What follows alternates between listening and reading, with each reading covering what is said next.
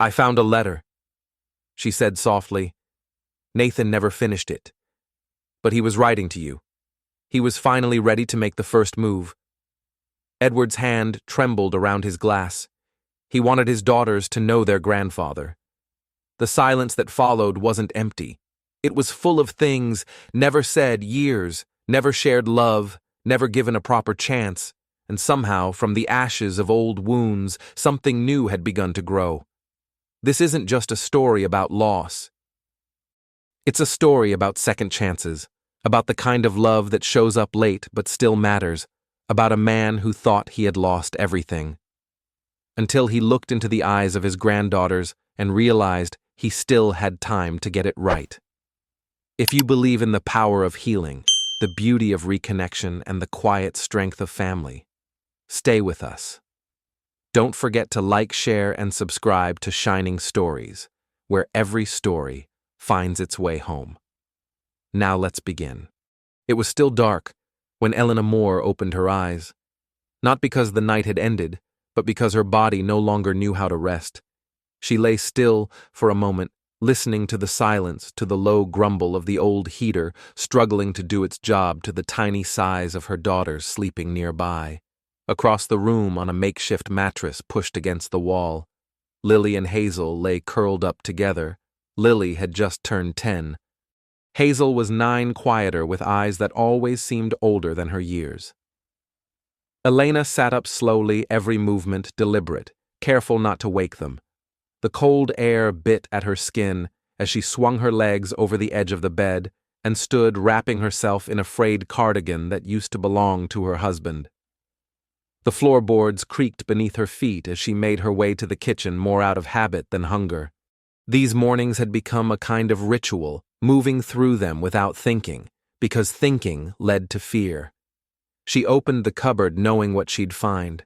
Half a slice of bread in a plastic bag, the last scoop of peanut butter, a box of pasta that wouldn't last more than one meal. The fridge gave her nothing new. A bruised apple, a carton of milk nearly empty, and some leftover beans she'd stretched across 3 dinners. Elena didn't sigh. She'd run out of sighs weeks ago. Instead, she filled the coffee pot with what little grounds were left. The scent filled the room, warm and comforting, almost enough to disguise the dampness seeping in from the bathroom walls.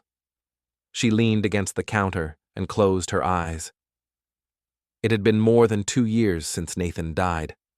A car crash on a rainy evening, sudden and final. He left behind a guitar in the corner and 2 young daughters who asked fewer questions about him now, but still paused when they passed his photograph on the shelf. Mom. A voice pulled her back. Lily stood in the kitchen doorway, hair-tousled eyes still soft from sleep. "Hey, sweetheart," Elena said, masking the ache in her chest with a smile. "I'm hungry. You came to the right place. Let's get breakfast started." Hazel followed close behind, holding her worn-out, stuffed rabbit to her chest. She didn't say anything. She rarely did in the mornings. She just watched. "Can we have pancakes?" Lily asked, with quiet hope. Elena hesitated. There were no eggs, no flour, no milk to spare. "Not today, my love, but I can make toast with peanut butter, and we'll shape them like stars, pancakes on Saturday deal." It was a promise, one she wasn't sure she could keep. But sometimes promises are the only currency a mother has left. The girls sat at the small table, feet dangling above the floor. Elena cut the toast into careful shapes, as if that might make it more filling. She sipped her coffee slowly, not for the taste, but for the warmth it gave her hands. On the wall, the calendar stared back at her, its dates marked with deadlines she was already too late to meet. 3 months of unpaid rent, too many job applications sent and too few replies, and 2 little girls who still believed she could make everything okay. Elena didn't cry. Not here. Not now. Instead, she turned to face the day as she always did. Not because she had the strength, but because she had no choice. The job at the dental clinic had ended quietly without ceremony. One morning, the doors simply didn't open, and by afternoon, the landlord had changed the locks. Since then, Elena had done what she could, a temporary front desk role at a local auto repair shop, odd shifts cleaning offices at night. It was just enough to buy groceries and keep the lights from being shut off, but the rent had slipped further and further behind. And now, it was more than a whisper in her thoughts. It was a storm. Where would they go? Her parents were long gone. Nathan's father had shut the door on his son years before Lily was born. Friends. Some had helped. A grocery card here, a spare coat there, but everyone had their own children, their own bills. She was stirring her coffee again, long gone cold, when the knock came. Not loud, but final. Elena's heart dropped. She stood quickly, steadying herself with one hand on the table. The girls looked up, but she gave them a quick nod. Stay here, all right. She crossed the room with slow, reluctant steps, opened the door. A man stood there in a sharp charcoal suit holding an envelope, the color of paper left too long in the sun. He didn't smile, didn't blink. Elena Moore. Her voice barely came out. Yes. You are hereby notified that you must vacate this unit within 30 days. The property owner has issued an official eviction. She took the envelope with trembling hands. It felt heavier than it should have, like it contained not just paper but judgment. Is there any way to make arrangements? She asked, hating how fragile her voice sounded. That would be a matter between you and the owner. I'm just the courier. He turned, leaving without another word. The door clicked shut behind her as her knees buckled.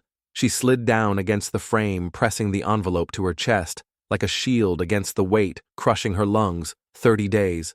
30 days to find another roof. 30 days to come up with deposits, rent in advance, maybe furniture, maybe hope. Impossible. Mom. The voice was small. Barely a breath. Hazel stood at the kitchen doorway, still in her pajamas, gripping her rabbit. Elena wiped at her eyes and lifted her chin. Everything's fine, sweetheart, just grown-up stuff. But Hazel didn't move. Her gaze stayed on her mother, searching for a truth she couldn't name. A moment later, Lily joined her. The same quiet question, written across her face. Did we do something wrong?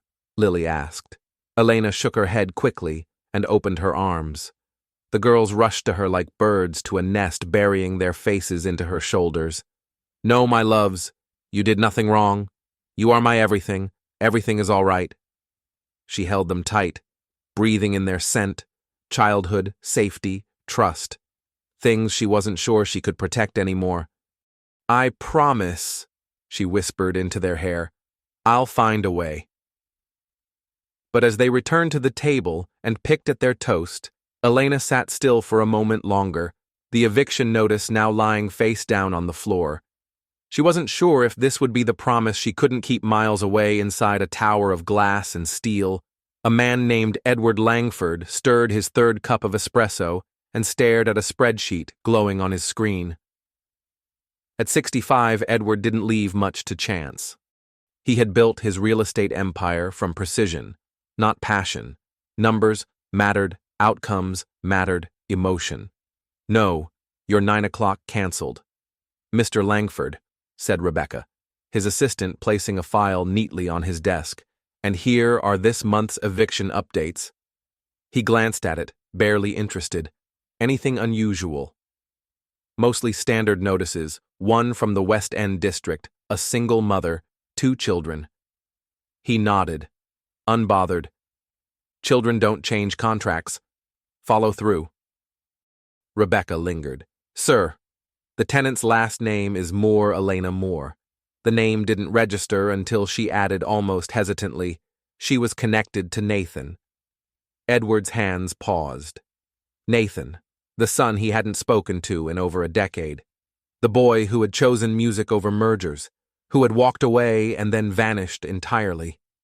Edward stared out the window. The skyline he had shaped sparkled beneath the morning sun, proud and indifferent. The legacy he had built stood tall, silent, and cold.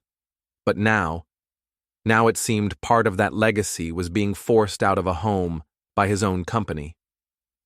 Years ago, Nathan Langford had stood in this very office with his fists clenched and his voice breaking, "Not everyone wants your empire, Dad." He had been 24 then, sharp, idealistic, painfully sincere. He had music in his veins and rebellion in his soul, and he wanted nothing to do with boardrooms and balance sheets. Edward had cut him off that same day, not out of cruelty, but calculation. He believed Nathan would return once the world proved him wrong, but Nathan never did, and now Nathan was gone.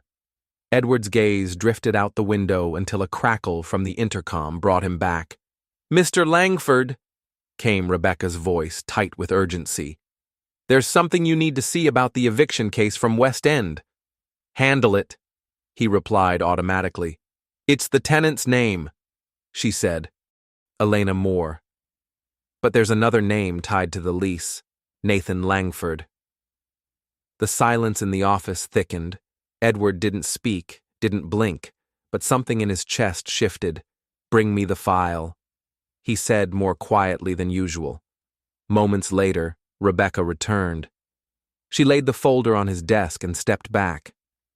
Edward opened it slowly, as if afraid of what he might find. There, clipped to the front page, was a photo of a woman, early 30s, tired eyes, a quiet dignity. And beside her, 2 little girls. They had Nathan's eyes. Edward's hand tightened on the edge of the desk. The espresso on his table had gone cold, and his heartbeat, always steady, now stumbled. Nathan had children, he had grandchildren, and they were about to be pushed out of their home by the very machine Edward had built. He stood up. No words, no hesitation. The calendar on his wall was full, but the rest could wait. Within minutes, his black sedan was carving through the city, far from the towers of glass and steel he normally ruled from. He had never visited West End in person, only read its name on quarterly reports. Now it felt like stepping onto another planet. The buildings were chipped, the paint faded, the people moved with the heaviness of trying to stay afloat. He parked outside a narrow brick complex, the number barely visible on the rusted door. "What am I doing here?" he thought. What right did he have to show up like this? But then he remembered they were his blood, and they were about to lose everything. So he adjusted his tie, stepped out of the car, and walked to the door. Inside, Elena sat at the kitchen table, eyes fixed on the screen of her phone. Another rejection. Another missed chance. The eviction notice still lay on the counter unopened since last night. "Mommy, can we go outside?" Lily asked, tugging gently on her sleeve. "Not right now, baby." Elena murmured, her voice thin. Then came the knock, sharp, measured. Elena froze. Not again. She smoothed her hair, took a slow breath, and went to the door. When she opened it, her words caught in her throat. The man standing there was tall, with silver hair and a suit that didn't belong anywhere near these crumbling walls. But it wasn't his clothes that startled her. It was his eyes, Nathan's eyes. "Elena Moore?" he asked. She stared at him. "Edward Langford." She said, her voice cool, not a question, a statement, an accusation. He seemed surprised she knew, "May I come in?"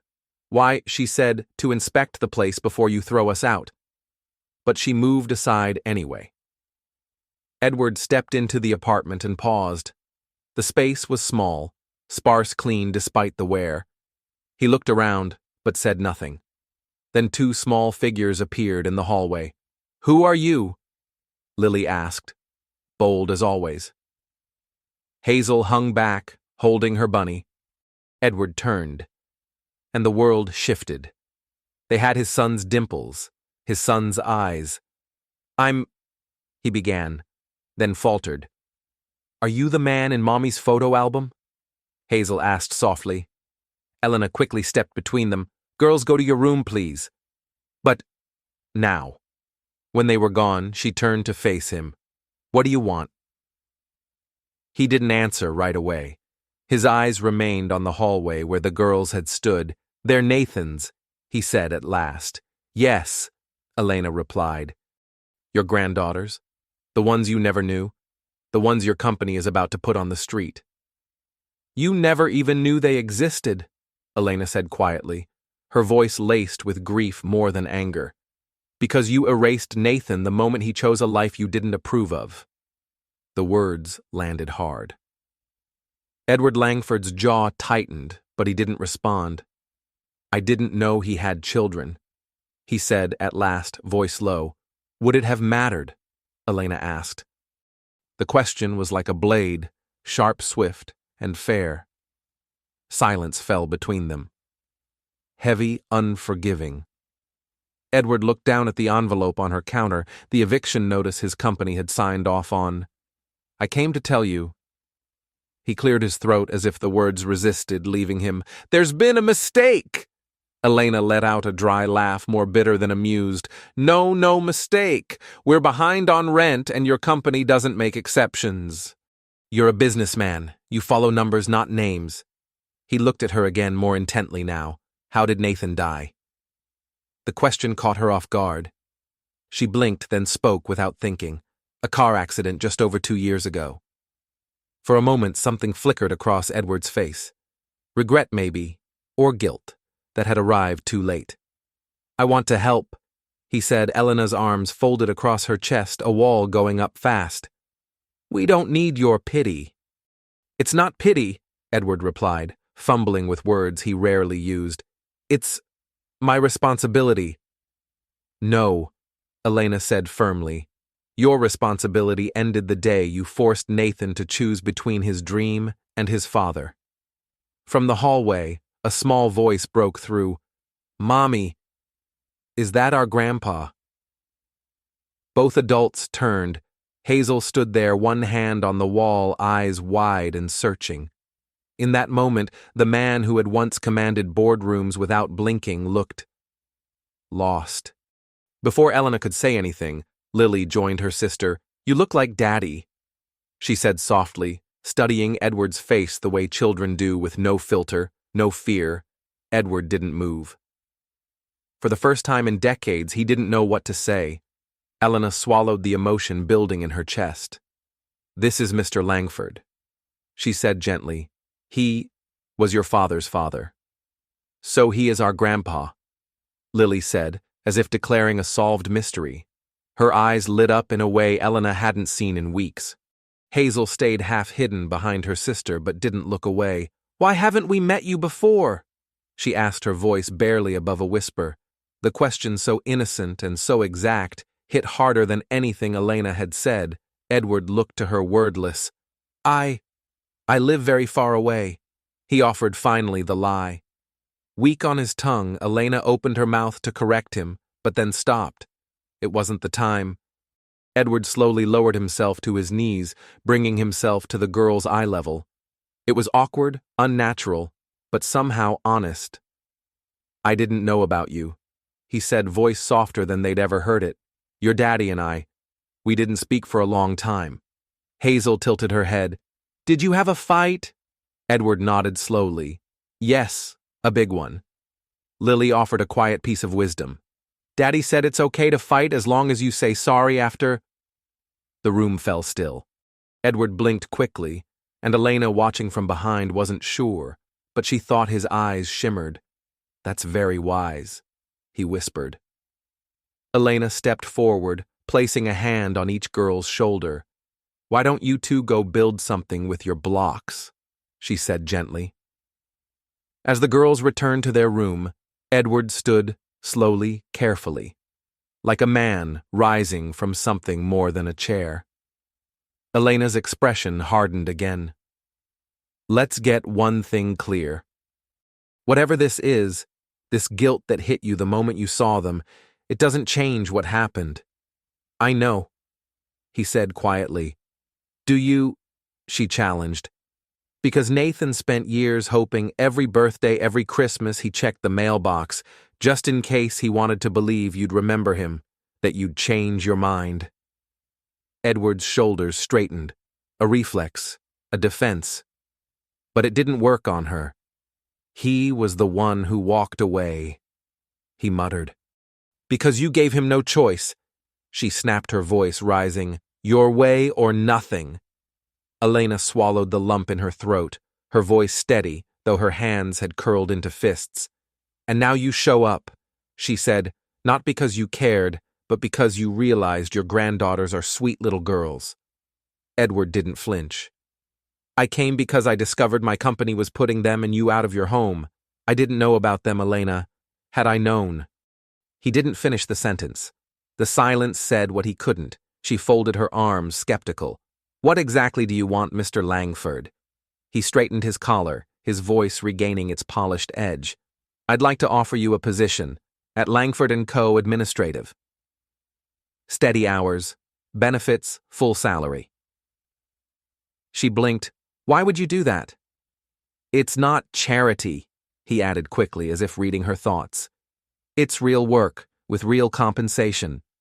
Before she could answer, a small voice broke the moment. Are you coming back? Hazel, quiet and wide-eyed, had crept to the hallway again, her gaze fixed on Edward like he was a question waiting to be answered. Elena saw something shift in the man's expression, a flicker of warmth, or maybe a fracture in all that control. Yes, he said softly, if your mother is all right with it. That night, after the girls were finally asleep, after she had kissed their foreheads and answered every curious question with carefully worded half-truths, Elena sat alone on the sofa, the business card in her hand. The name printed on it glared under the dim lamp, Edward Langford. He was offering her a job. She had every reason to tear it in half. Nathan had spent his life carrying the wound his father left.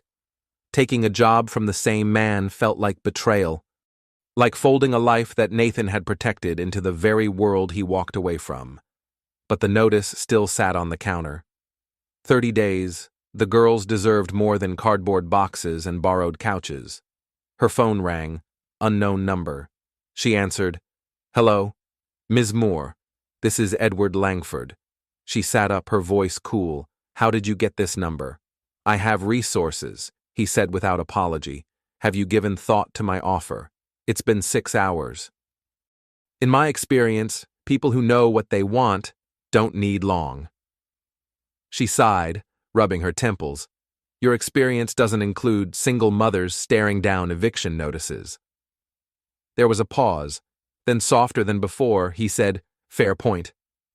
She hesitated, then asked, Is this a real job or something created for show? It's a real position. You'd report to our administrative director, Daniel Forrester. It's not tied to me. And the company supports family, needs emergencies. School calls. How convenient, she replied, dry. Business evolves, even mine. There was another pause. Then came a question she hadn't expected. I'd like to know more about them. The girls. Her voice changed instantly. Sharper. Guarded. Why? Because they carry Nathan's name. Because now they're part of your legacy. No, he said, but she was already standing pacing the small living room. You don't get to care now. Where were you when he graduated, when we got married, when Lily and Hazel were born? He needed you, and you were silent. I made mistakes, Edward admitted. For once his voice wasn't polished, it was raw. She laughed, not because it was funny, but because it hurt. You didn't make mistakes, you broke him. Silence followed, as if even the air in the room had paused. Do you know, she whispered, he kept your business card in a drawer, just in case one day you'd call. The line went quiet, so quiet she thought he might have hung up. Finally, Edward said, barely audible, I didn't know there's a lot you didn't know, she said, her voice trembling now, like how he worked 3 jobs after the girls were born, or how he turned down a touring offer the kind musicians only dream of because it meant 6 months away from us. She took a breath. That's what a father does. The air between them was tight with unspoken things. Edward finally exhaled, his voice low, almost hoarse. The job offer still stands, he said, but if you choose to walk away, I'll understand. Elena closed her eyes. Pride was loud, but hunger was louder, fear louder still. And through it all, two small faces floated in her mind, Lily's and Hazel's trusting innocent waiting for her to make the world safe again. She opened her eyes and spoke clear but quiet. "I'll take the job." Edward nodded once, but she wasn't finished. "I'm doing it for them, not for you. This doesn't mean you get to step into their lives as if nothing happened." "I understand, do you?" she asked, voice sharp again. "Because let me be clear, if you hurt them even unintentionally, even once, you'll never see them again." The threat hung in the air, cold and final. Edward didn't argue. He simply asked, "When can you start?" "Monday, but I'll need childcare support." "Consider it done. I'll have Rebecca coordinate everything." The call ended, and for a long moment Elena stared at her phone. She didn't know if she had just accepted a lifeline or signed a deal with the very man who had helped break the person she once loved. But either way, there was no turning back. Morning came wrapped in fog as Edward Langford stepped out of his car and walked the path he had avoided for more than 2 years. The cemetery was silent except for the soft chirping of birds and the gravel crunching beneath his polished shoes. He carried a simple bouquet of lilies clutched too tightly in one hand, the stems slightly crushed. He found the grave easily, though he hadn't visited since the funeral. He hadn't spoken to anyone that day, hadn't even introduced himself to the young woman who stood weeping over the coffin, the woman he now knew as Elena. He stood in front of the marble headstone, reading the name aloud in his mind. Nathan Charles Langford. 1990, 2022. Beloved husband and father. The last word struck him hardest. Father Nathan had become something Edward never truly managed to be. He cleared his throat not to speak to anyone around him, but because the moment felt too heavy to stay silent. "I met your daughters yesterday," he said softly. "You should have told me." The stone didn't answer, only stood firm, polished and cold. "They have your eyes," he continued. "Lily has your boldness. Hazel watches everything like your mother once did." He shifted, uncomfortable in his own skin.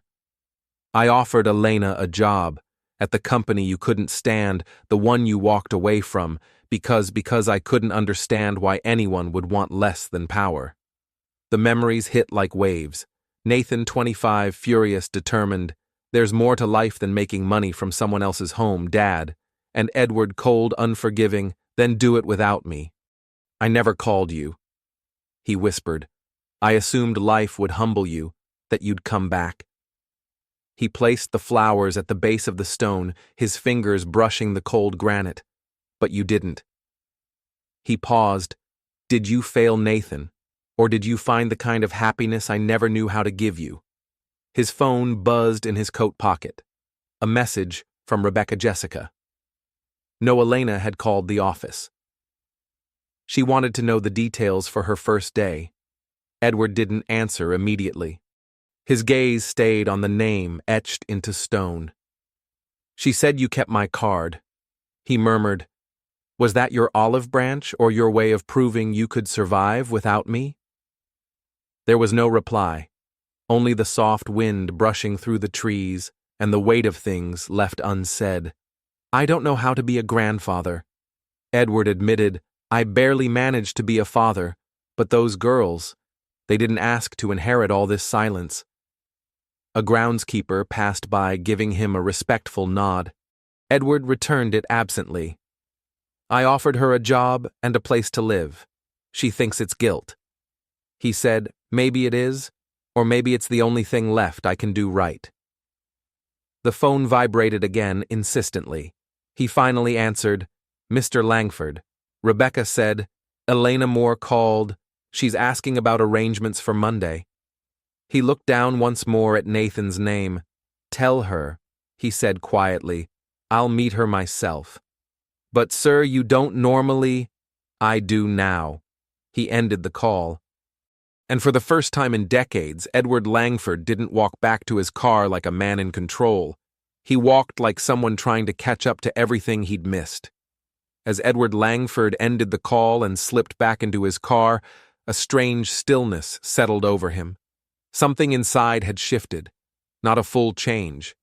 Not yet, but perhaps the first thread of unraveling pride. It was too late to be the father Nathan needed. But maybe not too late to become the grandfather Lily and Hazel deserved. Monday morning came with nerves wrapped in determination Elena had spent the whole Sunday preparing.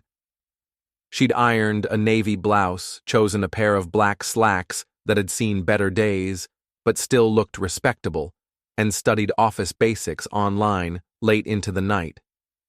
"Do you have to go, Mommy?" Hazel asked softly as Elena braided her hair. "I do, sweetheart," she said gently. "Mommy's starting a new job today. It'll help us keep our home." "With Grandpa." Lily chimed in, already dressed, bouncing on her heels. Elena paused. "At his company, yes. Will we see him today?" Hazel's voice was quieter, laced with hesitation. "I don't know," Elena said honestly, brushing a strand of hair behind Hazel's ear. "But I'll be home in time for dinner. You can tell me all about your day with Mrs. Peterson."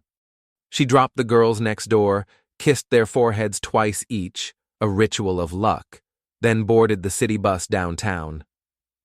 The Langford & Co. building stood like a monument in the heart of the business district, 40 stories of mirrored glass and brushed steel. She hesitated at the front steps, suddenly feeling small. Inside, a woman at the reception desk looked up with polished professionalism. "Good morning, may I help you?" "Elena Moore.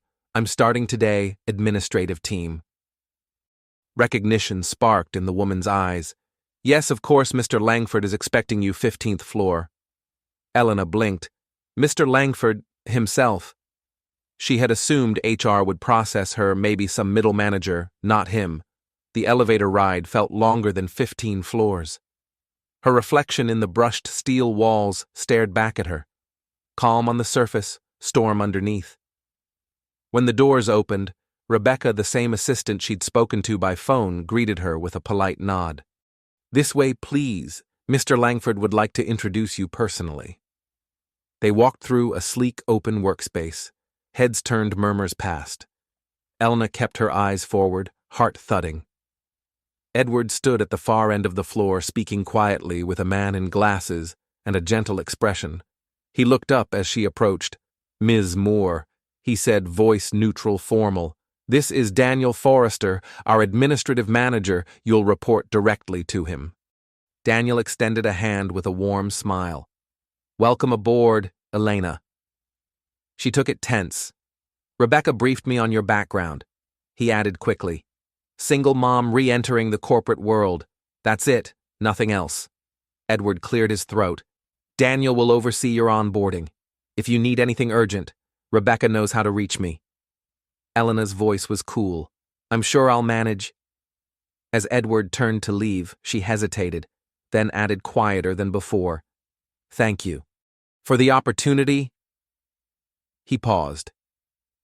Something flickered in his expression, not quite a smile, but softer than anything she'd seen from him.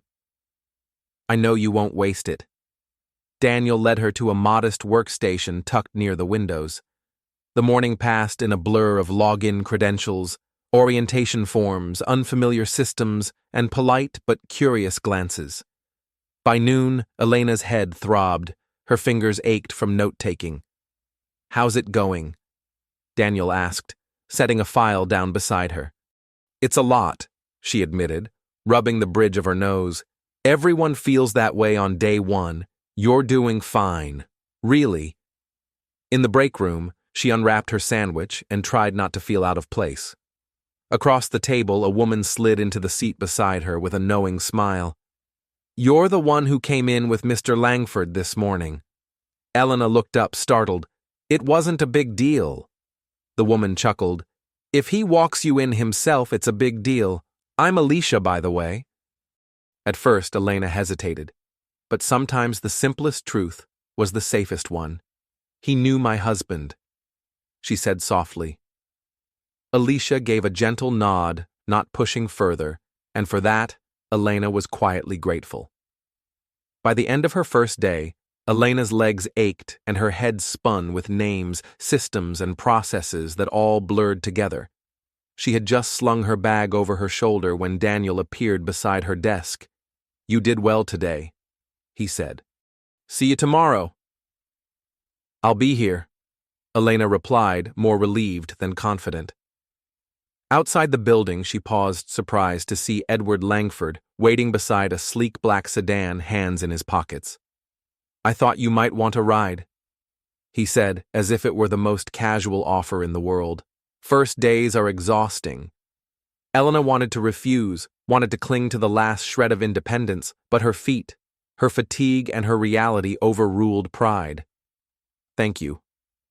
The city slipped past in streaks of light and shadow as they drove. "How was it?" Edward asked after a moment. "Different, challenging," she answered honestly. "But I'll learn." He gave a small nod, eyes fixed on the road.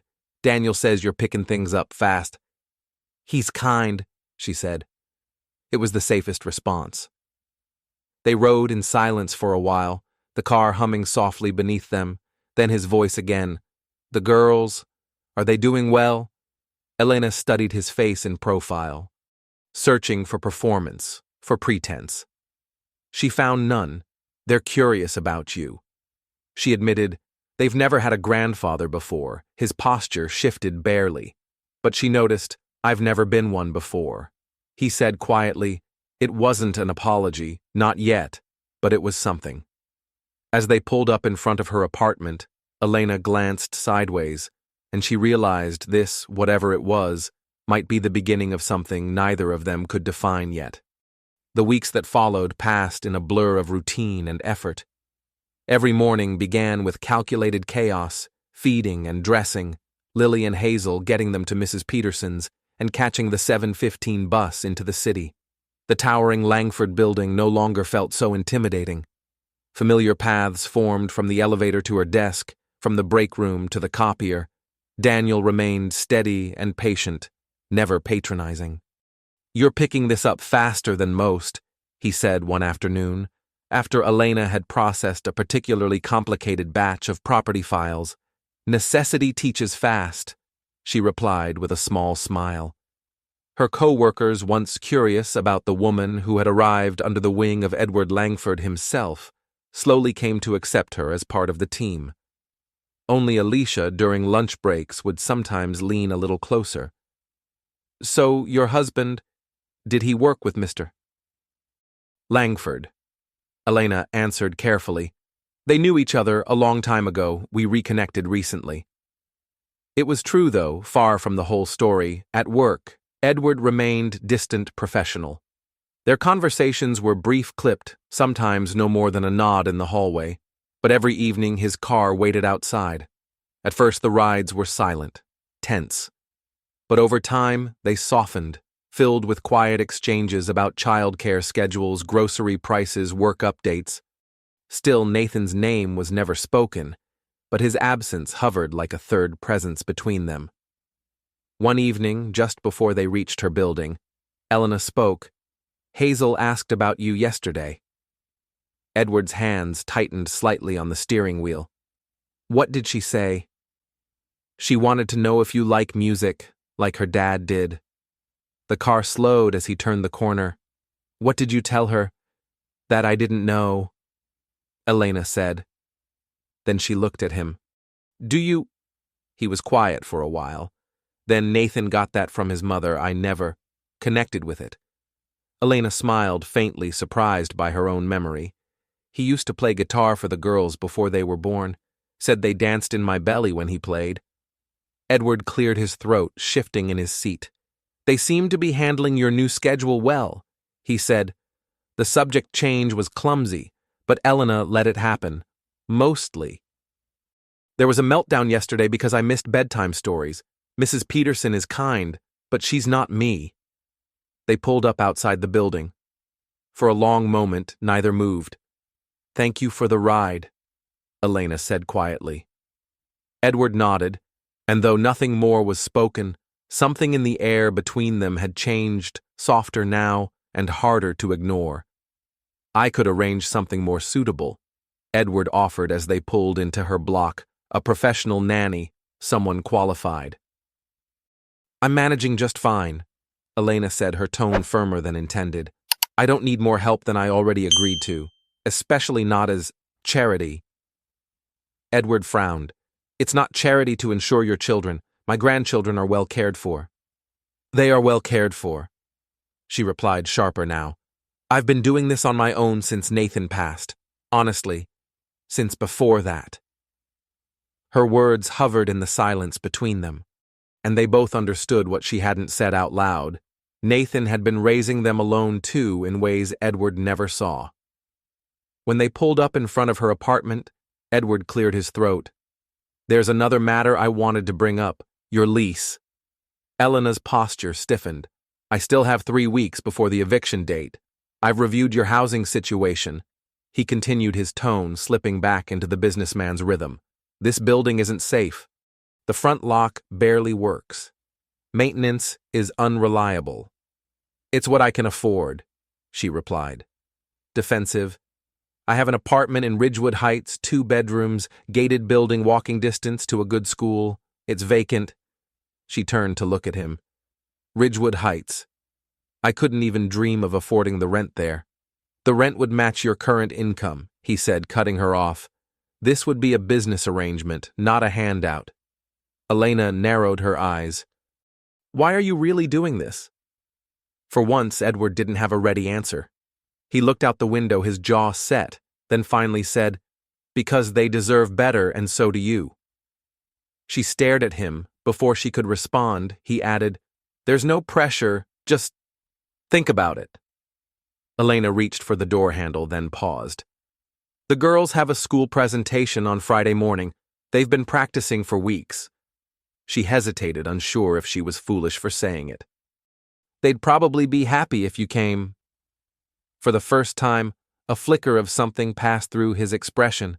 Surprise, maybe, or something harder to name. Text me the details, he said simply.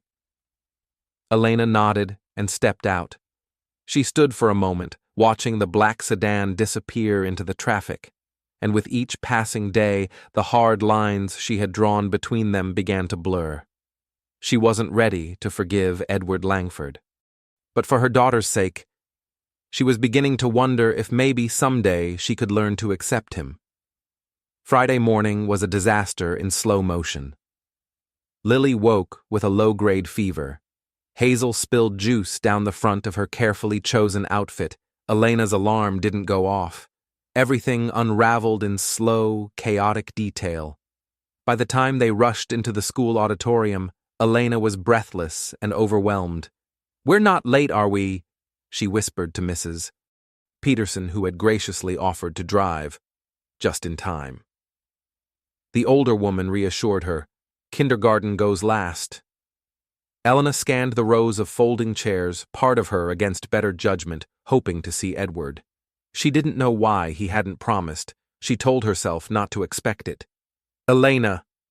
She jumped slightly at the voice behind her. Edward stood there out of place in a sharply tailored suit, a small bouquet of daisies in his hand. He looked almost uncertain. You came, she said, unable to hide her surprise. You invited me? He replied simply, as if it were that obvious. They took seats near the back, just as the music began to play. Edward sat stiffly as though unsure how to fit into a world of crayons and crepe paper. On stage, the children filed in, blinking under the bright lights, scanning the crowd for familiar faces. Hazel spotted them first, nudging her sister. Despite her flushed cheeks, Lily managed a small, delighted smile. The one on the left isn't feeling well, Elena whispered. Lily. She insisted on coming anyway. Edward's eyes stayed fixed on them. They're stubborn, like Nathan. It was the first time he had mentioned his son unprompted. Elena felt the weight of the moment settle gently between them. Not painful, but present. The lights dimmed, the music swelled, and together they watched the girls step into the spotlight. The kindergartners sang a cheerful tune about the seasons, their small voices rising and falling with practiced hand gestures. By the final verse, Lily was visibly fading. Her cheeks flushed, her movements sluggish. Before the applause even began, Elena was already standing. She needs to go home. She shouldn't be at school today. Beside her, Edward rose without hesitation. My car's closer than the bus. For once, Elena didn't argue. 20 minutes later, they were back at the apartment, Lily curled up on the sofa, a blanket around her shoulders, eyes half-lidded, as a soft cartoon played on the screen. Edward stood uncertainly in the modest living room, as if unsure where to place his hands or himself. Elena led Hazel to the bedroom to help her change out of her juice-stained clothes. When she returned, she found Hazel standing in front of Edward. "Will you stay with us, Grandpa?"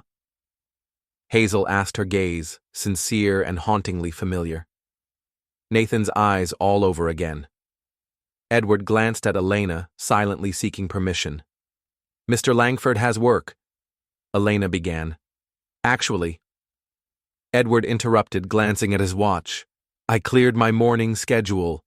Elena raised an eyebrow, surprised, but she said nothing. While she settled Lily with medicine and juice, Edward took a cautious seat on the floor beside Hazel, who had pulled out a worn coloring book and a box of crayons. "Do you like to color, Grandpa?" Hazel asked, offering him a green crayon. Edward studied the crayon like it was a foreign object. "I haven't colored in a very long time." "You stay in the lines better than Mommy," Hazel remarked seriously, leaning over his shoulder as he attempted to fill in a cartoon dinosaur. From the kitchen doorway, Elena paused. There he was, Edward Langford, once a man of concrete contracts and corner offices, now hunched over a coloring book, his tie slightly askew, shading a lopsided tail, while Hazel chatted without pause. There was something vulnerable in his quiet focus.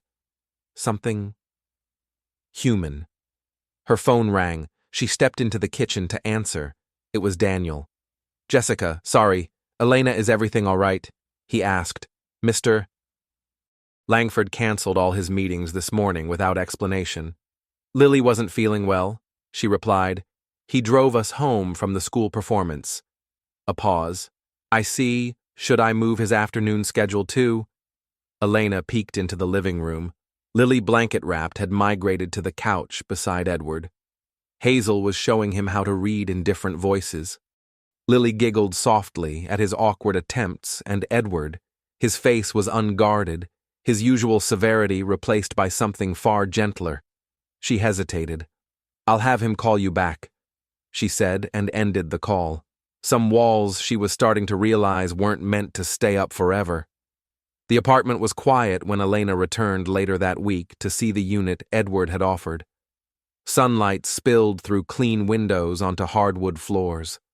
The space wasn't large, 2 bedrooms, a cozy living area, and a kitchen with real counter space, but compared to their current place, it felt like stepping into possibility. She ran her hand along the smooth surface of the kitchen counter. "This is really within my salary range," Edward nodded. He stood near the doorway, his posture formal, hands behind his back. "The rent will be tied to your income, proportionate and consistent." He gestured toward a folder on the counter. Elena opened it, flipping through the lease papers, expecting the catch, the clause, the power play disguised as generosity. But the numbers were fair, the terms clear. "Why?" she asked, looking up. His expression didn't change. "Because living conditions affect performance. It's a business decision." She studied him. "Is that all it is?" For a moment, something flickered in his gaze. Not quite guilt, not quite pride. Maybe just the discomfort of being seen too clearly. "The girls deserve better than your current building." Elena closed the folder. "And if I fall behind on rent, would you evict us as quickly as your company nearly did before?" Edward didn't flinch. "You won't fall behind." It wasn't exactly an answer, but the quiet confidence in Edward's voice, not in contracts or policy, but in her, caught Elena off guard. Before she could respond, her phone buzzed. Mrs. Peterson had texted, "Girls are asking when you'll be home." "Lily's feeling better." Elena looked up. "I should go," she said, sliding the folder with the lease into her bag. I'll look through this tonight. Take your time, Edward replied. But they both knew her mind was already made up. The following weekend brought moving day, a modest, dusty, hopeful affair. There weren't many boxes, not many things, just years of careful survival now packed tightly and ready for something better. Daniel had arranged for a company van and had even recruited 2 kind maintenance staff to help Edward, true to form, arrived mid-morning, standing near the curb, watching, not lifting his presence, still striking even in a simple overcoat. It was Lily who spotted him first. "Grandpa!" She squealed, running across the lot. Hazel followed slower her steps, small but sure. Edward froze for a second before lowering himself to their level. "Hello, girls," he said, voice softer than usual. "Are you excited about your new home? Will our room have pink walls?" Lily asked, eyes wide. "The walls are white," Edward replied, glancing at Elena. "But maybe we can add some color with art and curtains. I'm sure Mr. Langford isn't responsible for interior design," Elena interjected, approaching with a box in her arms. "Actually," Edward cleared his throat, almost sheepish. "I had a few essentials delivered ahead of time. The girls' room has beds and a few decorative items." "Decorative items," Elena repeated, arching an eyebrow. "Nothing extravagant," he added quickly. She soon discovered that Edward's definition of essentials included full bedroom sets for the twins, a living room sofa, a dining table, kitchenware, and even a desk for her in the corner of the living space. The twins' room glowed with soft touches, butterfly decals on one wall, stars and moons on the other. "Edward." Elena began, unsure whether to scold or thank him. "It's not charity," he said quietly. "Call it an advance on future performance bonuses." And then came the sounds that ended all protest, twin squeals of joy. Hazel ran her hand reverently over the lilac comforter. Lily jumped onto her new bed with uncontainable delight. "We have our own beds." Hazel gasped, "No more sharing." Elena felt her throat tighten, the joy in their voices over something so ordinary, something most families took for granted, hit her harder than she expected. Edward stood in the doorway, hands behind his back, watching with an unreadable expression. When Hazel suddenly darted forward and hugged his legs, he stiffened, then hesitantly patted her head. "Thank you, Grandpa," she whispered with sincerity. Edward cleared his throat. "Yes, well, every child needs a proper bed." That evening, when the girls had finally drifted off to sleep in their new room, Elena stepped out onto the small balcony. The night air was warm. A breeze rustled through the trees below. She sat at the outdoor table, a stack of papers before her, the lease, the updated employment agreement, a handful of forms tying her life ever more tightly to Edward Langford. 6 weeks ago, he had been nothing more than a name, Nathan's estranged father. The man Nathan had spent years trying to live without. Now he was her landlord, her employer, and the grandfather her daughters were slowly, earnestly letting into their hearts. She signed the final page, her pen hesitating only briefly. Whatever his reasons, guilt, obligation, or something more complicated, she couldn't deny that her daughters were better off with him in the picture. For their sake, she was learning to live with the contradictions of who he was. 3 months into her job, Elena found herself staying late. The office was quiet. Most desks had long been abandoned, save for a few lights, still glowing in the far corners. The cleaning crew moved like gentle ghosts in the background. She was hunched over a property report when a familiar voice broke the silence. "You're still here." The sound of keys jingling made Elena glance up from her screen. To her surprise, Daniel stood nearby, already in his coat, ready to head home. "Still here?" he asked, eyebrows raised. "Just finishing the West Side portfolio analysis," she said.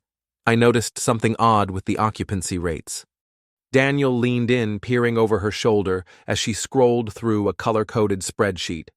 His brows lifted further as patterns began to emerge.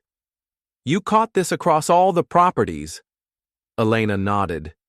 It didn't make sense that the vacancy rate spiked in the same month across different neighborhoods. So I dug a little deeper, cross-referenced with maintenance logs. Turns out every single building had plumbing issues that month. Leaks, water, shut-offs, even mold. Tenants didn't stick around. Daniel blinked. Elena, this is sharp work. Most people in your position wouldn't even think to check. She shifted in her chair, slightly uncomfortable under the weight of praise. I just thought about it like a tenant. When our old place had plumbing issues, everyone talked about moving. And that is exactly the kind of perspective we need more of, Daniel said with a genuine smile. You've got an instinct for this, a natural eye. Elena saved the file and shut her laptop, hoping he wouldn't see how much his words meant. For years, she'd seen herself as a survivor, just a widow, just a mother, just making ends meet. The idea that she might have value, that her mind could bring something meaningful to a room full of professionals felt foreign, but thrilling. I should get home to the girls, she said, reaching for her bag. Edward left about an hour ago. Daniel noted. Want a lift? I'll take the bus, Elena replied with a soft smile. It's close to the new place. The apartment had transformed their lives in quiet, significant ways. The twins were thriving no more, nights interrupted by nightmares, no more flinching at creaking pipes or shouting neighbors. Now there were sleepovers with kids from the building and laughter echoing from the courtyard playground. When Elena arrived home that evening, Mrs. Peterson was in the girls' bedroom reading aloud from a worn storybook. They've been angels, she whispered. Homework's done too before TV time. After the kind neighbor left, Elena tucked Lily and Hazel into their separate beds, a luxury that still hadn't lost its wonder. Tommy from 4B showed us how to make paper airplanes, Lily announced proudly, and mine flew all the way across the playground, Hazel added. Elena smiled and kissed their foreheads. That's amazing. Sweet dreams, my loves. Later, as she folded laundry and prepared for bed, her phone buzzed. A text. Unknown number. Daniel mentioned your analysis of the West Side properties. Would you be willing to present your findings at tomorrow's management meeting? E. Langford. Elena stared at the screen. Edward had never contacted her directly before. She was just an entry-level hire. A management meeting. Her heart thudded. She stared at the message a moment longer, then typed a single word. Yes. The next morning, Elena arrived early, clutching her notes. The large conference room filled gradually with sharp suits and brisk conversation. Executives filed in one by one, settling into high-backed chairs. Edward was the last to enter, composed as ever. He gave her a small, barely perceptible nod before sitting at the head of the table. Before we begin our regular agenda, he said, Ms. Moore has identified an important pattern across multiple West Side properties. I believe it deserves our immediate attention. Every head turned toward her. For one breathless second, Elena froze. Then she remembered. This wasn't the hardest thing she'd faced. She had buried a husband, given birth to twins, survived nights when she didn't know how to keep a roof over their heads. This was just a meeting. Her voice trembled on the first few words, but quickly steadied. She walked the room through her analysis, the data, the cross-referenced reports, the tenant trends. They listened, really listened. Questions followed sharp ones, but she answered them all, not perfectly, but honestly, clearly, confidently. And when the meeting ended, Elena Moore didn't feel like someone surviving anymore. She felt like a woman building something. When Elena finished presenting, the room fell into a thoughtful quiet. Then Edward Langford gave the slightest of nods. Thank you, Ms. Moore. Daniel, coordinate with maintenance. These issues need to be addressed immediately. It wasn't extravagant praise, but coming from Edward, it might as well have been a standing ovation. As the meeting adjourned, Elena was gathering her notes when Edward approached her directly. Good work, he said simply. You have an instinct for this business. Coming from him, those words held unexpected weight. Not just because he was her boss or Nathan's father, but because for once She saw that he meant it. She realized something. Then, for the first time since Nathan passed, she wasn't just surviving anymore, she was beginning to grow. "Mommy, can Grandpa come to our birthday party?" Lily's question caught Elena off guard as she gently ran a brush through her daughter's hair one quiet Saturday morning. "Birthday party?" she asked, stalling. "Your birthday's still 2 months away." Hazel, seated at the kitchen table with colored pencils scattered around her drawing pad, looked up. "But Ms. Wilson says real parties take planning." Elena smiled at her daughter's serious tone. Their teacher was known for her structured classroom and love of long-term project boards. "Well, we'll see," Elena said gently. "Grandpa's a very busy man." "But he's the boss," Lily argued with innocent logic. "Can't he just tell people he has important grandpa things to do?" Elena chuckled. The girls had grown noticeably closer to Edward over the past few months. What began as tentative visits had blossomed into something more regular: weekend lunches, school events, quiet afternoons spent at the park. Just last month, he'd even attended Hazel's school assembly, sitting awkwardly among the other parents in a blazer that looked too formal for folding chairs and juice boxes. But when Hazel's name was called for a reading award, pride had softened the edges of his posture. Her phone buzzed. "Would Saturday lunch be convenient? There's a matter I'd like to discuss. E.L." Even his texts were formal.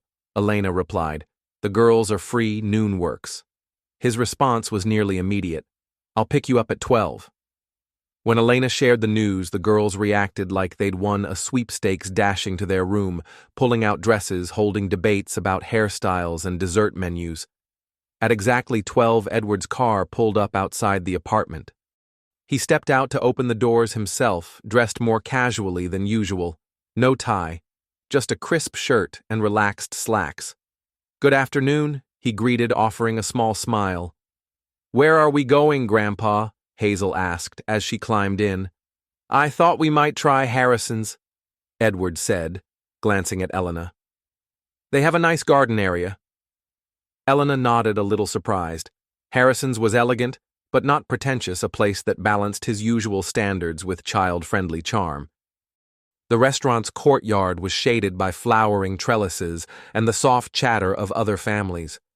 The girls were immediately captivated by the illustrated menu, pointing out everything from animal-shaped pancakes to rainbow ice cream.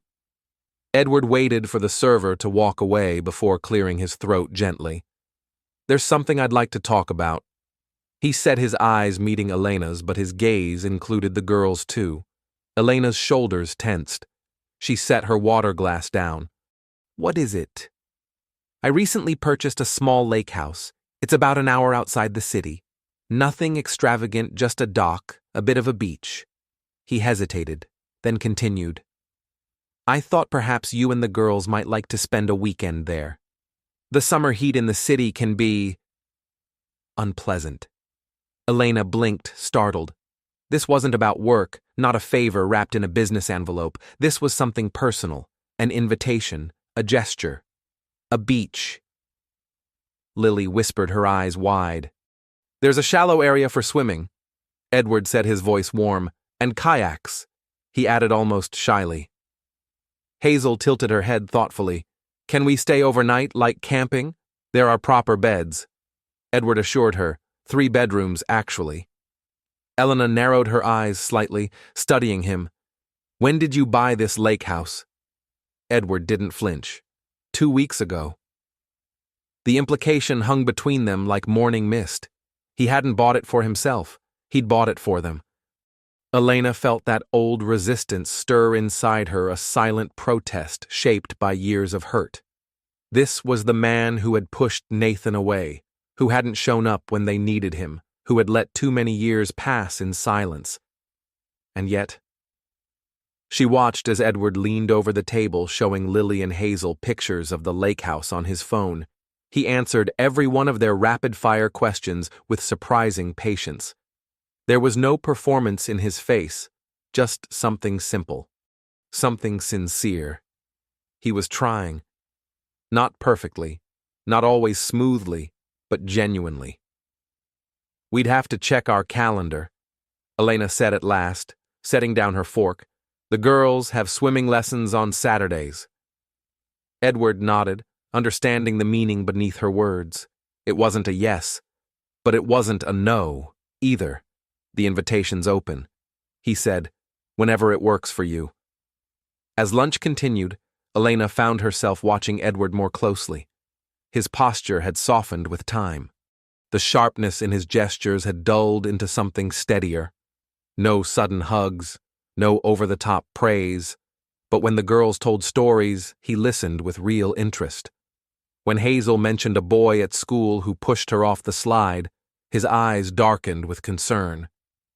And when the check came, Elena found herself saying, "Maybe next weekend, if the offer still stands." Edward didn't smile in the traditional sense, but something lit behind his eyes. A flicker of hope. "It does," he said quietly. The lake house sat on a gentle slope, its cedar siding faded by sun and wind, nestled among tall pines. A wooden dock stretched into a crystal blue lake, its surface calm and glassy in the afternoon light. It wasn't the grand estate Elena had pictured, no sprawling decks, no glistening marble. It was cozy, thoughtful quiet. "It's beautiful." Lily squealed from the back seat, pressing her hands to the window. The moment the car came to a stop, both girls bolted toward the dock, shoes forgotten arms flailing with joy.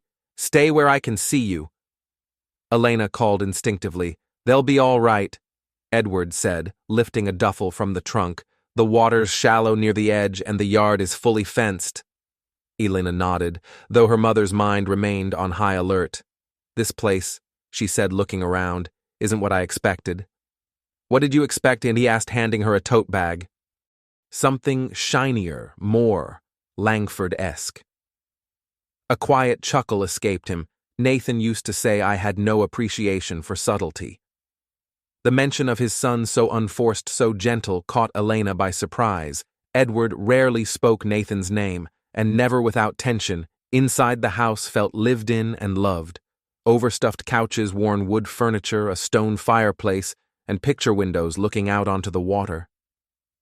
Edward set their bags down near the entryway. The couple who owned it were moving to Arizona. It didn't need much work. Elena wandered to the window. Outside, Lily and Hazel were trying to skip stones, laughter echoing across the yard. She didn't turn when she asked, "Why did you really buy this place?" Edward joined her at the window. For a long moment, he said nothing. Then, "I never brought Nathan to places like this.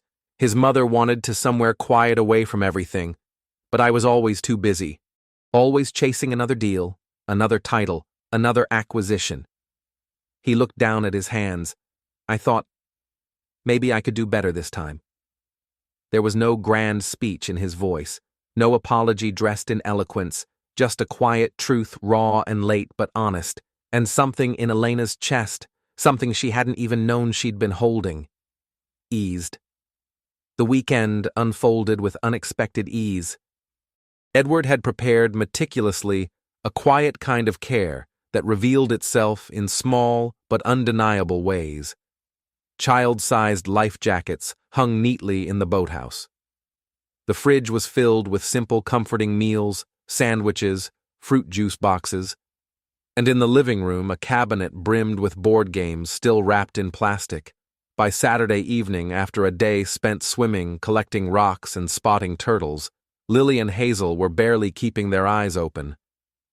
Elena tucked them into their beds in the cozy room Edward had quietly claimed as theirs, the nautical-themed comforters, the framed prints of lighthouses, the star-shaped nightlight. "Best day ever." Lily murmured, half asleep. "Grandpa showed me a turtle," Hazel added, already drifting off. When Elena returned to the porch, she found Edward sitting in a wooden chair, a half-full glass of whiskey in his hand, his gaze fixed on the moon's reflection across the water. She joined him. He poured her a glass of wine and passed it over without a word. "They're happy," she said simply. Edward nodded. They're remarkable children. They get it from Nathan, she replied. Her voice softened. He would have loved this place. He always talked about teaching them to fish. Edward didn't speak for a moment. When he did, his voice was quiet. He went fishing once with my father, just once he was 10. They didn't catch a thing, but Nathan talked about it for weeks. Elena turned to look at him, studying the lines in his face. You never talk about your father. No. Edward agreed. A long pause passed, then almost reluctantly, it's hard, because you regret how things ended. His jaw tightened, then relaxed. Because I was wrong. The words seemed to cost him something. He chose a different life. I should have respected that. Elena sipped her wine, surprised by the rawness in his voice. Why didn't you? Edward stared into the dark liquid in his glass. Pride, stubbornness, and maybe fear. Fear. He nodded. That he was right. That there really was more to life than everything I built. That I missed it. And he found it. The admission was like a stone dropped into still water. Quiet, but deeply felt. Elena hesitated, then said, After he died, I found a letter he had started writing to you. He never finished it. Edward turned to her, startled. A letter. She nodded. He wanted to reconnect. Not for himself, for the girls. He thought they deserved to know their grandfather. Edward slowly set down his glass. His hands weren't steady. I didn't know. The accident happened before he could finish it. She looked out toward the lake, remembering, he always hoped you'd reach out first, but he was finally ready to try. Silence fell again, not heavy, but full. Shared grief, missed chances. What do you think he'd say about all this? Edward asked quietly. About me being here. Elena turned toward him, meeting his eyes. I think he'd be cautiously hopeful Nathan never stopped loving you, even at his angriest. Edward absorbed her words slowly, as if afraid they'd dissolve if he moved too quickly. His expression, usually so carefully guarded, cracked just enough for her to see something real. Thank you, he said, voice low, for letting me be part of their lives. I know it hasn't been easy. It hasn't, she admitted, but when I see how they look at you, how they light up when you arrive, I think Nathan would have wanted that. As the night deepened around the lake house, something shifted between them, not full forgiveness, but understanding. A shared loss. A shared love. Of the man they had both lost differently, and the two little girls who carried pieces of him in every smile and story. Keep your hands steady, Edward called, jogging alongside Hazel's wobbling bicycle. His sleeves were rolled to his elbows, a trace of sweat on his brow. The sharp lines of the businessman were gone, replaced by a grandfather's breathless joy.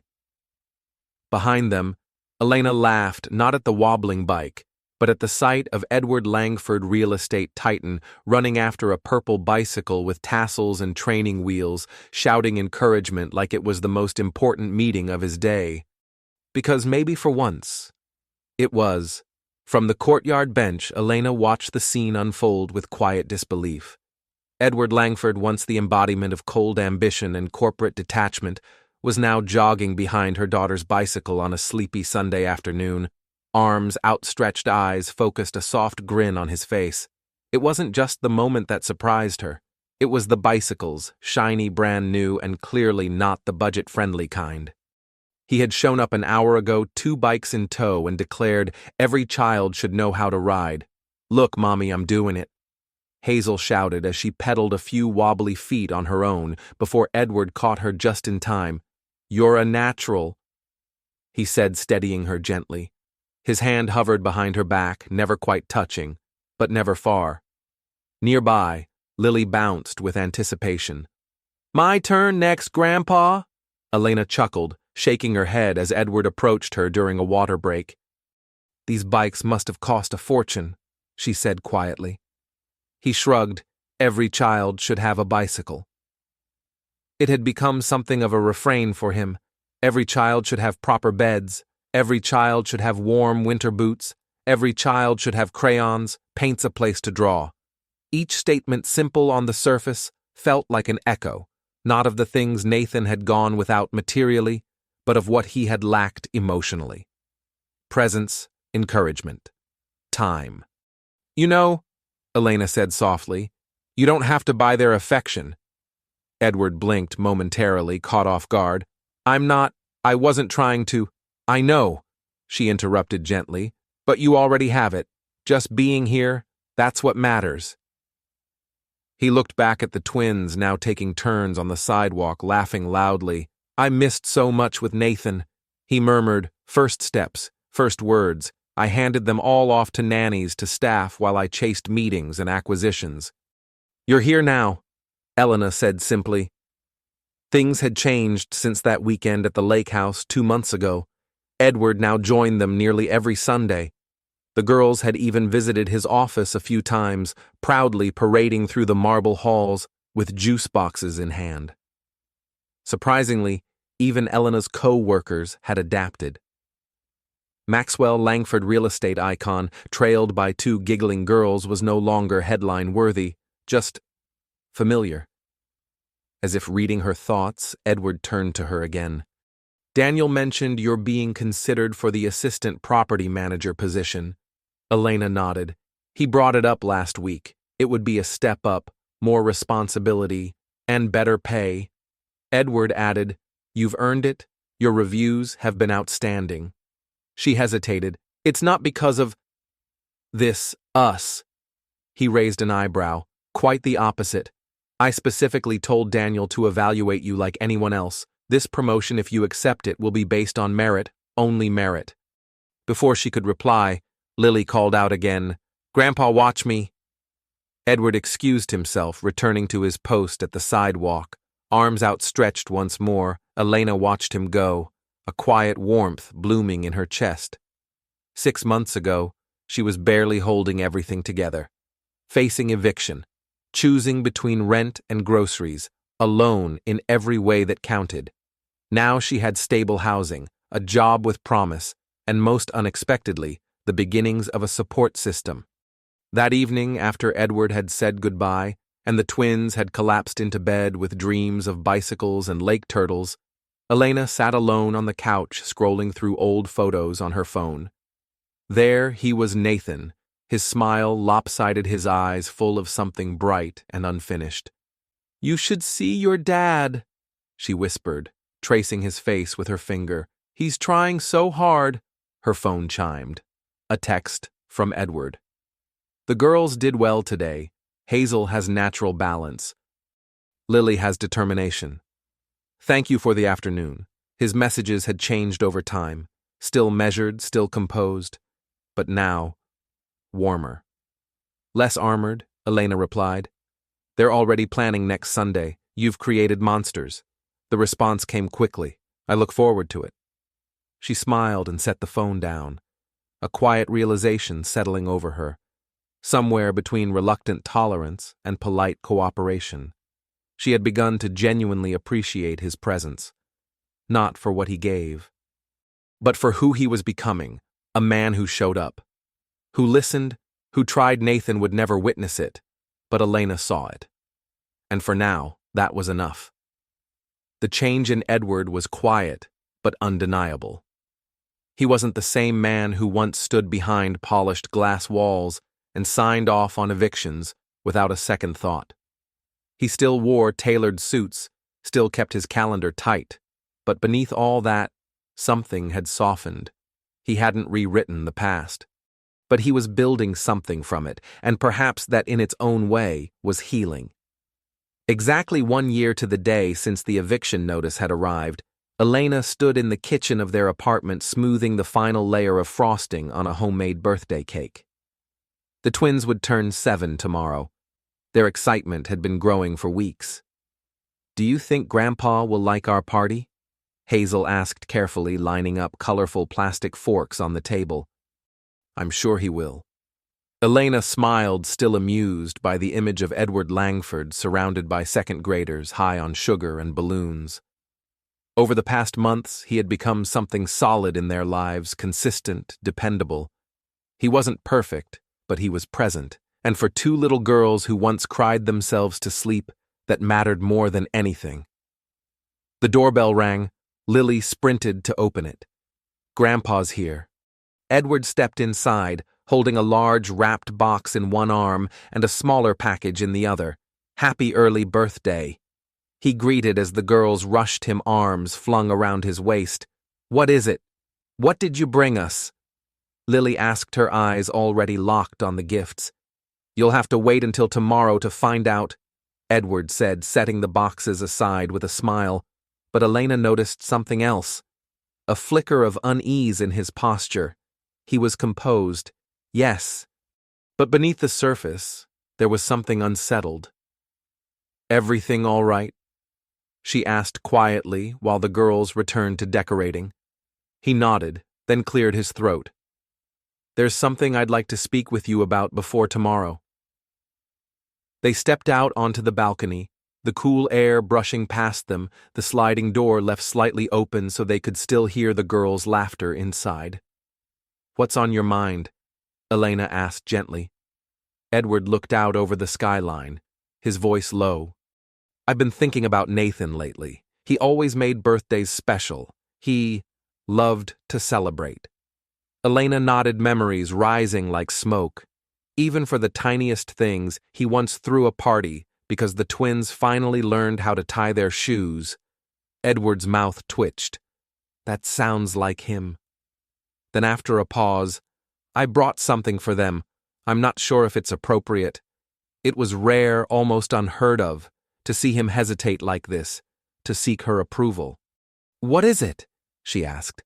He glanced toward the wrapped box. "Nathan's guitar. I found it in storage. Had it cleaned up, restored." Elena's breath caught. "That's what's in the big box." He nodded. "I thought maybe, if they wanted to learn, it would be a way to connect with him." She swallowed hard, overwhelmed by the quiet beauty of the gesture. They'll treasure it, truly. Edward seemed relieved. Then, as if remembering, he offered her the smaller package. "This one's for you." Curious, Elena opened it and froze. Inside was a framed photograph she had never seen before. Nathan, young and sun-tanned, sitting on a dock, a guitar resting across his knees. His smile was effortless, his face full of something lost, and now found again. "I didn't know you had this," she whispered. "It was taken the last summer we spent together as a family," Edward said. "Before." He didn't finish. He didn't need to. Before the silence. Before the pride. Before the years that stretched between them like a canyon neither knew how to cross. "Thank you," Elena said quietly. Not just for the photo, but for what it meant and what it mended. Edward nodded. "There's one more thing." He reached into his coat pocket and pulled out a document.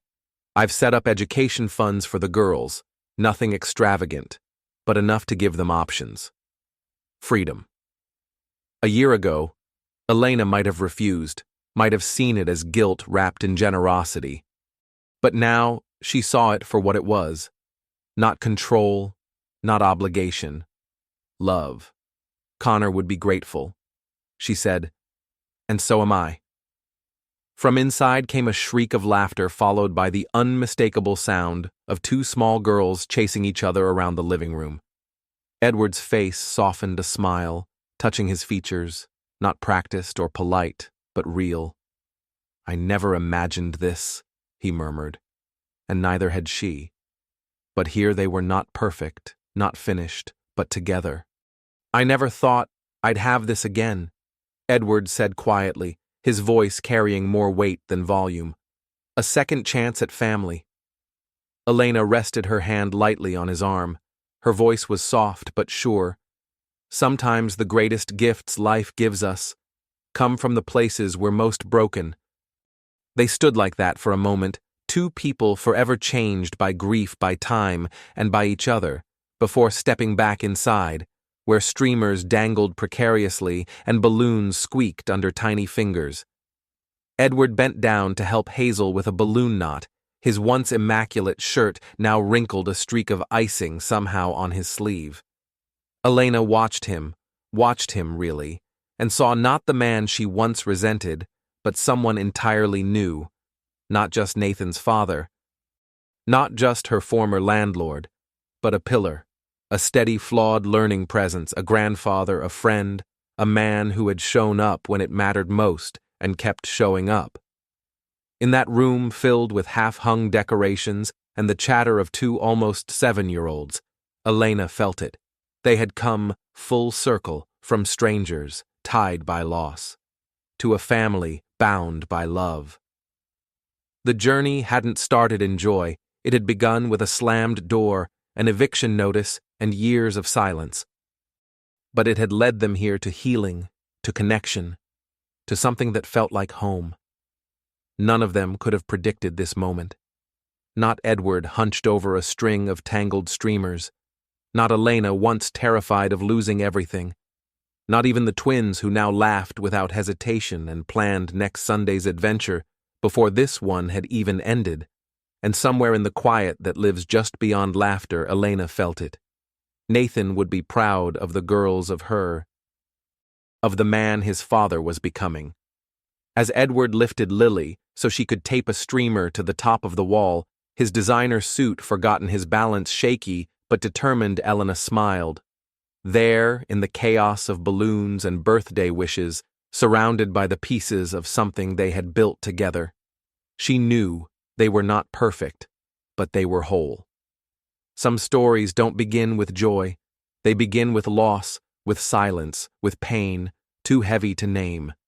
But in the quiet rebuilding, in small moments of courage, in showing up when it matters most, love finds its way back in. This was never just a story about a man finding his grandchildren. It was about a family rediscovering what it means to belong. And perhaps the most beautiful kind of family is the one that chooses each other day by day, moment by moment. Thank you for joining us on this journey. If this story touched your heart, please like, share, and subscribe to Shining Stories, where every story is a reminder that even in brokenness, something beautiful can grow. Until next time, keep listening, keep feeling, keep shining.